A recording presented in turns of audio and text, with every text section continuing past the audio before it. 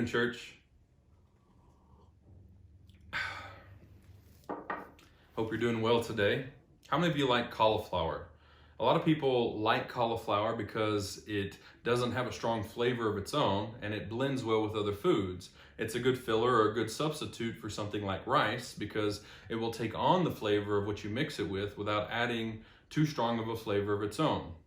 But you also get to cut the carbs, right? So you get this good filler without too much bad flavor and without too much carbs. But at the same time, a lot of people don't like cauliflower because it doesn't have a strong flavor. It seems almost useless to add to a dish. Why would you put cauliflower in a dish if it doesn't have great flavor and it doesn't add tons of nutrition? And so there's two sides of the story, or two sides of the spectrum, depending on how you look at it. But it's interesting that salt is not that way. Salt has a very strong flavor. You can't add salt to a dish without knowing that salt is in there. At the same time, salt is not something that takes on the flavor of what it's put into. Salt always adds flavor.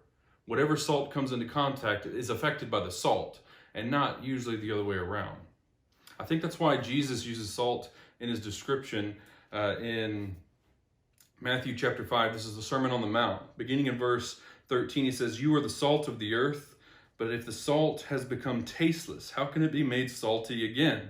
It is no longer good for anything except to be thrown out and trampled underfoot by men."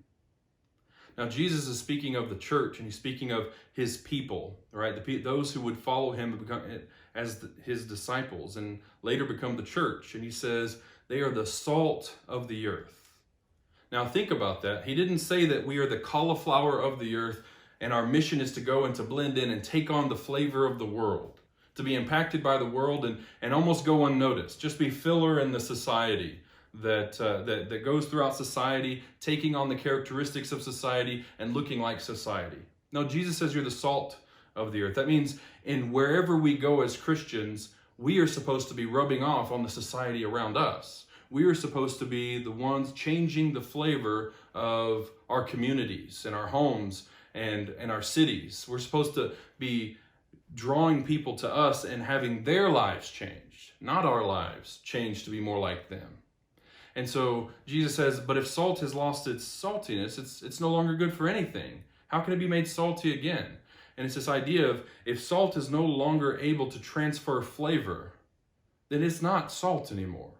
You're not going to add it to your dish because it will not serve the purpose.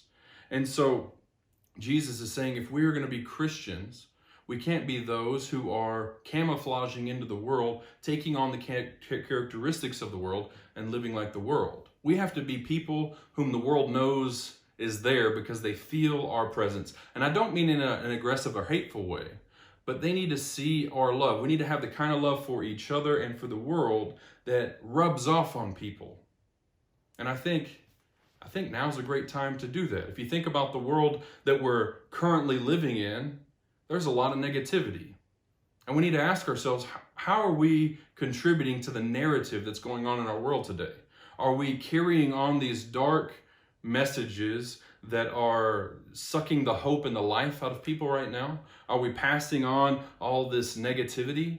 Are we getting wrapped up in the political discussions that polarize people and cause people to push and go different ways? Are we sinking back into sins that maybe we had gotten away from or never gotten away from? Are we just going back to this worldly life? Or are we going to be salt? Are we salt in this time? Are we going to be people that aren't complaining about what's going on? Are we going to be people that aren't sharing all the bad news? I'm as guilty as anybody. Are we going to be people who aren't going out and complaining about everything that's going on? Are we going to be people that are instead sharing the hope of Jesus Christ with the world, that are instead sharing the gospel, that are instead encouraging one another, that instead are going out and serving one another, or encouraging those or supporting those who are serving and feeding and helping one another? I, for one, want to be the salt of the world.